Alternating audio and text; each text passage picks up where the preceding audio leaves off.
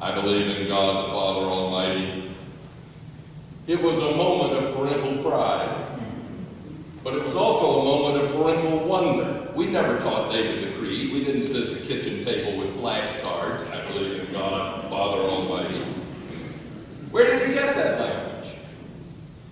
He got it from the church, standing up week after week, saying the words. Now, did he understand the Apostles' Creed? Do you? It's language you lean into.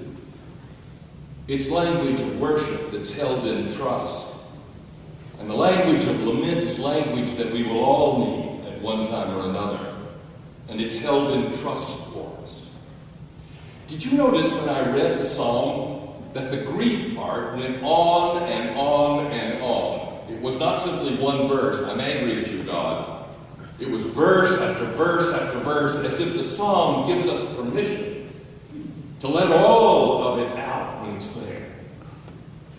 Years ago, when I was a student chaplain in training for ministry, I was on duty one afternoon and we got a call that they needed a chaplain on a certain floor of the hospital.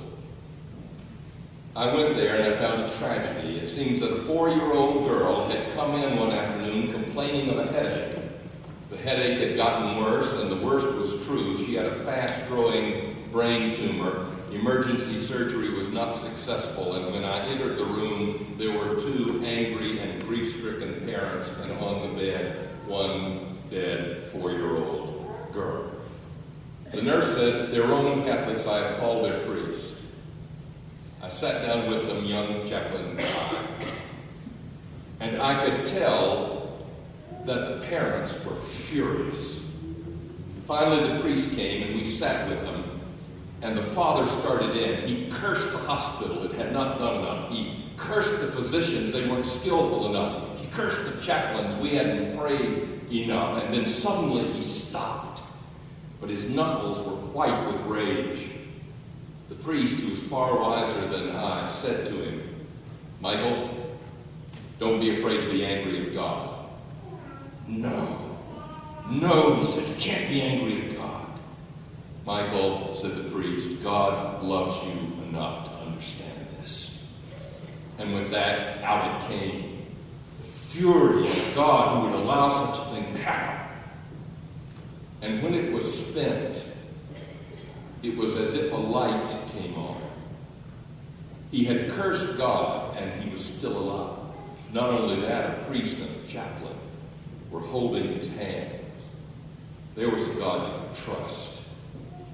He got up and took a Christopher medal off of his neck, and he placed it on his daughter's body and knelt beside her bed and gave her up into the hands of a God who could be trusted. Language of lament. The psalmist, when he has expressed his rage, he pauses and he makes a vow of the will, not of the feeling. He doesn't feel anything but grief, but an act of the will. He says, "I will look at a time when God was close. I don't think you're close now. I don't think you care. I don't think you're powerful, but I will remember a time when you were close and did care and were powerful." He remembers the Exodus, when God divided the sea and saved the children. And as he dwells on that memory, suddenly he sees something he'd missed. He sees something he had not seen. Your way was through the sea.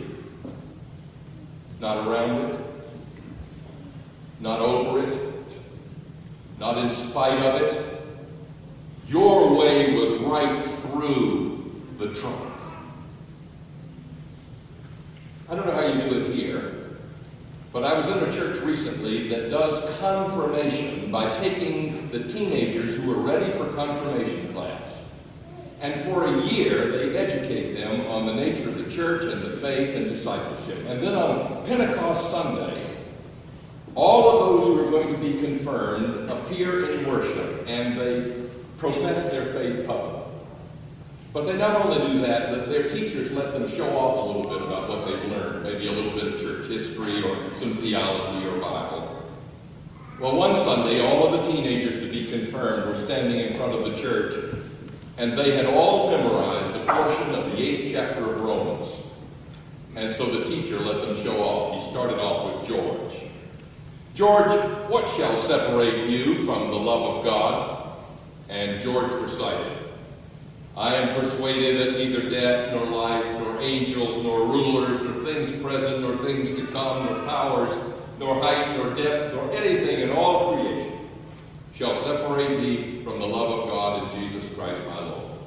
George B., his parents B. The teacher moved to Mary. Mary, what shall separate you from the love of God? And she recited Romans 8. But as it moved down the line, the congregation became anxious. Because at the end of the line was Rachel, a child of beautiful smile and spirit, but a Down syndrome child. There was no way she could memorize Romans 8. But the question came to her, Rachel, what shall separate you from the love of God? She smiled that familiar smile, and then she said one word, nothing. Your way, O God, is not around the trouble or in spite of the trouble. If you want to look for God, your way is in the midst of the trouble, in the midst of the churning waters. And in the midst of the waters, your footprints were unseen. Right when we were looking for you to be most powerful, and right when you were most powerful, you were least visible. Several years ago, I went back to a little town in North Carolina where I had been a student pastor. I preached on Sunday morning. We had a lunch afterwards. It was kind of a homecoming. And I got into a conversation with a woman who had been a teenager when I had been there years ago. And in the middle of the conversation, I said to her, how's your father? I've always loved your father. What a great storyteller your dad is. She said, oh, we lost my dad last summer. But the most amazing thing happened the day he died. My brother and sister and I were in his hospital room, and he had had a stroke a few days before. He lost his capacity to speak, and you know how hard that would be for my dad. He loved to talk, and he couldn't speak, and we knew the time was close, but he was trying to say something to us, like it was his last word to speak, but he couldn't get it out, and it was frustrating. And finally, he motioned toward the sink, and then he motioned toward his mouth, and my brother said, he's thirsty, he wants a glass of water. So my brother went over to the sink and poured a glass of water and brought it to my father and gave it to him to drink, but he stopped him. You drink it. My brother drank some of the glass. Give it to your sister. He handed the glass to my sister, and suddenly my brother gasped. He's serving communion.